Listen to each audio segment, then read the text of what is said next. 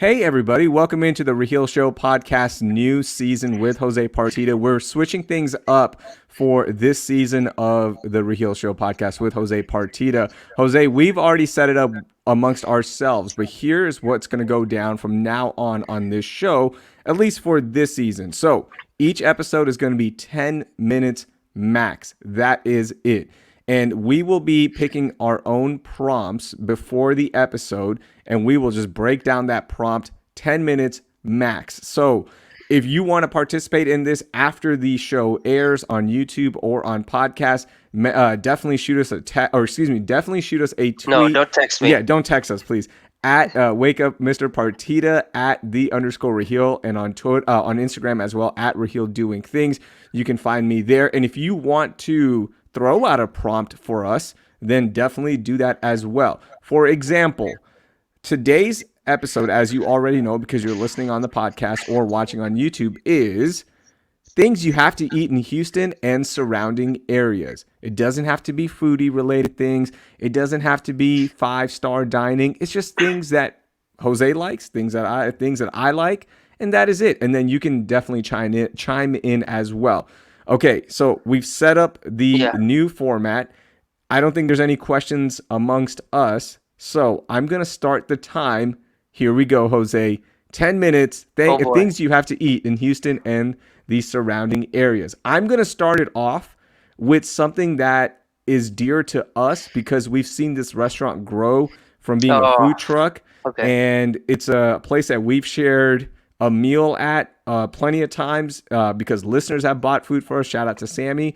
And we're going to be going there hopefully at the end of this month. So we're going to go check out the new brick and mortar location, and it's Miko's Hot Chicken.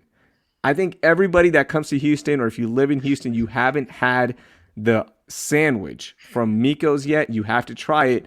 That's great. To me, the dish from there, the Jose, is the animal fries. I love the fries more than anything because they kick your butt.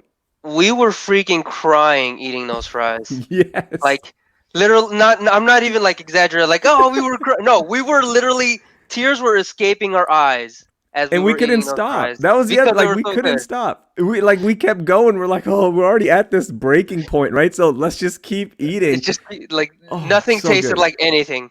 But those were so good. And I was scared into having the mild going forward after that. That like scarred me.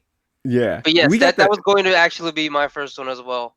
Man, I knew it. That's why I wanted to just start it off with that one because I knew both of us love that place. I can't wait, man. When we go there to eat, I'm going to get a sandwich. I'm going to get the fries for the table, and we're just going to have some fun. I can't wait to see them. The owners as well could not be any nicer than they are. Yeah. Like, I've been a couple times with friends to the brick and mortar location, and they like go around whenever they go through a lull period where they're not super busy. They'll go around asking people for feedback. Yep. Like legit, they went up to me and I name dropped you and everything, hoping awesome. They'd slide me a topo, but they didn't slide me a topo. Nothing, no, and that's fine. We'll support them as much as possible. That's fine. Of course. Okay, what do you got? Miko's forever, baby. So I was thinking more thematically, like what we would have to have if you're in Houston. And I mean, if you weren't going to start with Miko's, I was certain you'd start with this. And it's barbecue. It has to be barbecue. Okay. Not the Texas explosion, but the Houston explosion of barbecue is really something. And I feel like there's so many different locations you can go to. And I mean, even frankly, the chains are okay. Like the chains do the job, but there are some really damn good barbecue places here in Houston now. What's your go-to place where you just have to go eat at that one? I don't know if I have I don't really have one that I have to go eat there, but shout out to my homie Tyler Scott from my Gow days. We'd always get barbecue from Fijis, I think. The one that's inside like the little hidden strip mall. Yeah. The Greenway Fijis, right? Plaza one, the one where it's in that food hall in Greenway Plaza. Yes. I haven't been to that location, but they're such good dudes as well. They just started that business and it's taken off. I will add this to yours that the chain locations like Rudy's, That's who I I was will thinking say, of. I think if you get and you have to get this particular cut at Rudy's, I think it's so good. Like for what it is, right? Like you just quickly go and you don't have to drive far. The outside moist cut is one of the best like you can get. It's Outside so good. moist cut. Okay. Yeah, so that just means there's more bark, right? So it's an outside piece. It's a moist cut, so it's not lean. And they just don't cut it thick like Hmm. all the other barbecue places, right? So you're like, oh, this isn't craft barbecue, but I promise you, I think if we did a hidden taste test, and you put the moist outside of Rudy's up against anybody, people be like, oh, this place is pretty good. I don't know if it'll win, but I don't think people will hate on it like they do. Like it's, oh, I can't believe you eat Rudy's. I love it. It's not bad, and the cream corn is great. The cream corn is good. You might roast me for this, but their turkey is fire. Who Their goes? turkey is really good. You know how I feel about turkey. Okay, so I've got one for you. I went to a Thai restaurant for Mother's Day, right? Because we love Thai Ooh, food. okay. And this place has ruined Thai food for me because if I'm not eating at this place, everywhere else is just not good. Like it always will fail everywhere else. So to me, if you're ever in Houston, you have to go to Thai Gourmet. All right, on Hillcroft on Hillcroft and Chimney Rock, and you have to get the pad Thai and Penang curry, and then order that peanut sauce on the side. Their sauteed peanut sauce is one of the best sauces you'll ever have. It is outstanding. And that dish, what you do is you put the pad thai, put a little bit of rice, put the panang curry over everything, mix it, and then put the peanut sauce. It to me, it's the best food experience in Houston. Like you'll always go back, and it always delivers. I've actually only recently had pad thai for the first time. I think it was last year, and it's pretty stupendous. Yeah, Thai Gourmet has to be on your list. Then you Thai have to go try gourmet. it. Sounds like we It's maybe we so should it's a hit place. So Netflix. just up until 5 years ago, I want to say it was so authentic. The owner had a kickboxing gym right next to it, a Thai kickbox. I'm not That's joking. awesome. So That's you would go awesome. train and then you jump right in and go to the restaurant. But they finally put the gym down and they've expanded the whole restaurant because the demand was so high. So there's my Why are other you, one. why did you say it like that? Like the gym died. They had to. They had to. It's like, hey, we're making more money off the restaurant. So sorry, you The guys go gym was kickbox so somewhere else. sick you had to put it down. Like what? Yeah, Don't say it they like that. just That's it had morbid. to. They had to put it down. So if we're talking Houston, I feel like we kind of have to talk about Cajun food, right? And crawfish and stuff like Sure. that. So what's your crawfish spot? Like your favorite crawfish spot? Any Asian crawfish spot is good for me. Crawfish and noodles is the OG. There's a place in Sugarland called what's it called? I forgot. It's Crawfish 60 something. There's so many. Crawfish 69? No, it's not Crawfish 69. Any Asian crawfish place, I'm good with. I has to be Asian style now. I can't do or Vietnamese style. Let's say correctly. I Yeah. can't do the Cajun style anymore. I need Vietnamese style. What is that market that's on 290 going towards? I mean, excuse me, not 290. I-10 going towards Katy. The H Mart No, or it's not the H Mart. It has like a numbered. Is it like 99 59 Mart? range. 99 99 range. Ranch. Yeah. There's one in there. What I On can't remember the. Blaylock. Yeah. Yeah, The one in there's there I a. believe is it's not crawfish and noodles. I'll look it up for you, but I know which one you're talking about. It's pretty solid. That's a really good one. And I Okay. mean, it's just like you can't really go. Well, I guess you can go wrong. Like if you go to like a sports bar, you're not gonna get good crawfish. But if you're coming to Houston, you have to have crawfish. I feel like. Yes. And specifically Vietnamese style. Okay. I think right like do you want just normal Cajun or No, I think I'm with you. I've been traditionally more of a Cajun guy. But if you're coming in here in Houston, I mean that would be very Houston, right? There's Mhm. a big Vietnamese audience here in the city, so that would make sense. Okay, I'm going to go Experience cultures, baby.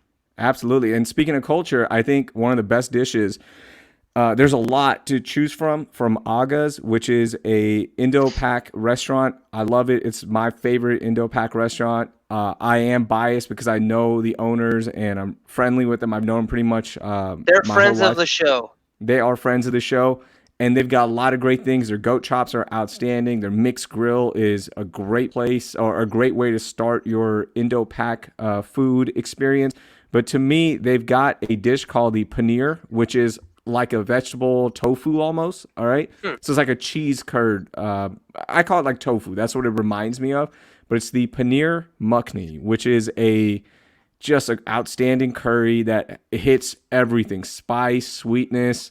It's memorable. You'll love it. I think that is the best dish, and it's the only place that makes it the way it does. So Yeah. the paneer makhni from Aga's is it's on my list. What do you got? Honestly, let's stick with Vietnamese food, the banh mi's, baby. Ooh, good call. I Do didn't have you it on my list. remember? Do you Yes. remember the banh mi place I took you to Which when one? it was a Roosters? Yes, yes, yes. That's right. The one by the station. Yeah, I think there's a Yeah. couple more. I think there's one on I-10 again going towards Katy.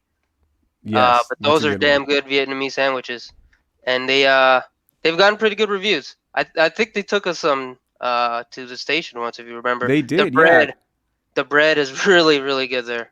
Okay, I'm gonna go quickly here because we're about 30 seconds left on the Oh no, episode. This is a new one. Moki Donuts from Bing Su in Katie's Asia Town. I just had it last week.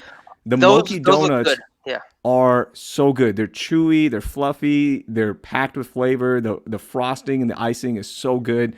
It was something so unique. I'm putting Moki Donuts, Bingsu, Katie. I'm sure other places have them too, but I love the Moki Donuts. Okay, so there it is. That's our episode. Make sure you subscribe to the podcast on Apple, on Spotify. There's Clutch, and if you're watching on YouTube, there's Clutch. We will also be dropping some extra minutes from this episode. So if you subscribe and listen, make sure you spread the word because we will be dropping a little bit more as well. Thank you so much for listening. That will do it for this edition of the Raheel Show with Jose Partida podcast. Things you have to eat in Houston and surrounding areas. stay spicy, yo. Okay, amendment. What do you have left on your list? Oh, I'm gonna be honest. I don't really have a list. I freestyled the hell out of this. Oh, uh, perfect. That's fine. let me think. Do you have something on your list? I Do you have want to go one first? more. I had Berea from Taco Atlanta. Berea? Is that Yeah, what you just said? Berea? Berea. Bria. Birria. Birria? No, it's Birria. Berea. Like a No, barista. that's not. That's a good one though. With the recent trend of everyone all of a sudden like being infatuated with birria tacos. How Which long have did you grow up eating birria no, tacos? no one eats birria like that. Really? Not like the quesadilla style like that. No, Hmm. no. That was just no one dips their tacos like that in the consomme. Which I'm not crapping on it. It's delicious. It's really good, but it's not like a traditional Mexican thing. So it's a new trend that was created by somebody. Yeah, at Wow. least to my knowledge, I don't know none of my Mexican family or any of the Mexican families in my life eat it that way. Okay. I did not know that. I thought it was something that is a traditional item that everyone Oh, grew up eating, but it just hit mainstream now, like so many different items do in so many different cultures. So I learned something new. That's awesome. there you go. Just a little bit of cultural appropriation 101 over here. All right, there you go. Thank you for listening to the special edition of the last episode. It was only a couple of minutes long. Stay tuned. Make sure you subscribe to the episode or subscribe to the podcast. We'll be dropping a lot of episodes, 10 minutes and less. That will do it for the amendment edition of Things You Have to Eat in Houston and surrounding areas.